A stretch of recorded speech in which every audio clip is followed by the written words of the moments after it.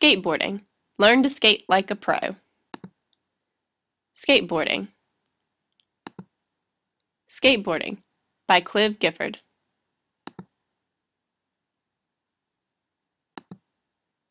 Introduction. Skateboarding is a really amazing sport. It gives you the freedom to cruise around and try out awesome tricks. No matter how good you get, there are always new moves to learn and nail and different places to ride. Even top skaters find new challenges to tackle.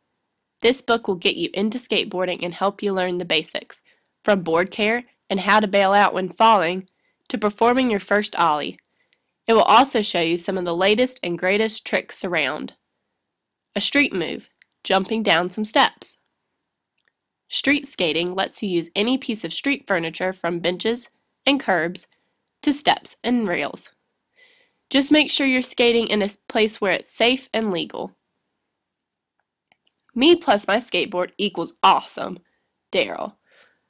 A vert move, grabbing the board while soaring above the rim of a skate park bowl. Two key flavors of skateboarding are street and vert. Street sees riders use parts of the urban landscape, like curbs, concrete slopes, and handrails to try out new moves on. Vert skating sees skateboarders use bowls, ramps, and pipes to perform spectacular tricks. Pro legend Tony Hawk pulls a handplant trick at the top of a ramp. Old school skateboarding. Skateboarding has a long history. It is a huge sport now, but at the start of the 1960s, only a handful of people had boards. The 1960s saw the first wave of skateboarding when surfers started cruising on boards with wheels when there were no waves to surf. This boom was called sidewalk surfing. A sidewalk surfer cruises the beachfront back in the 1960s. The 1970s saw lots of new inventions. These included urethane wheels, which gripped and rode better, kicktails, the curved upward part of the board at the back, and wider skateboards.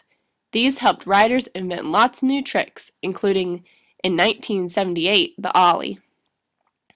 See pages 26 and 27.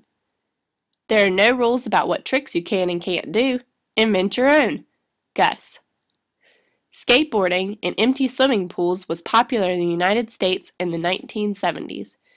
As more and more people owned skateboards, the first concrete skate parks were built in North America and in Europe. The first opened in 1976. Empty swimming pools proved the perfect bowls for boarding. Skateboard pioneer Tony Alva pulls a great move while pool riding. Getting on board. Skateboards come in lots of different designs. Your first board is an important buy.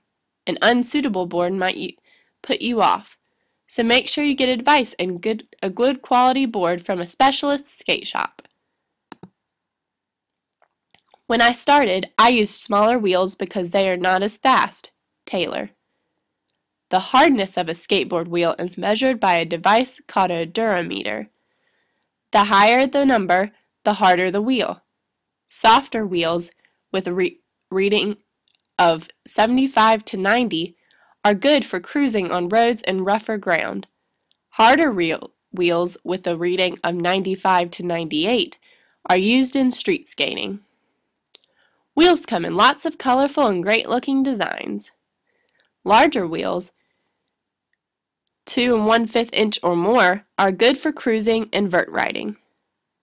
Small wheels, 2 1/10 inch or under, are good for pulling ollies and other. Wheels should run smoothly on their axles. They are held in place by hex nuts. Between the wheels and the axles are rings called the bearings. These contain small steel balls that ensure your wheels turn smoothly. Wheels. Wheels are a really important part of your skateboard. They are attached to the deck by the metal part called trucks. Good quality trucks are made of aluminum. Wheels come in different sizes and different levels of hardness. A good skate shop pro can help choose the right wheels for you. Street skaters use lightweight trucks to help them ollie up onto rails and ledges.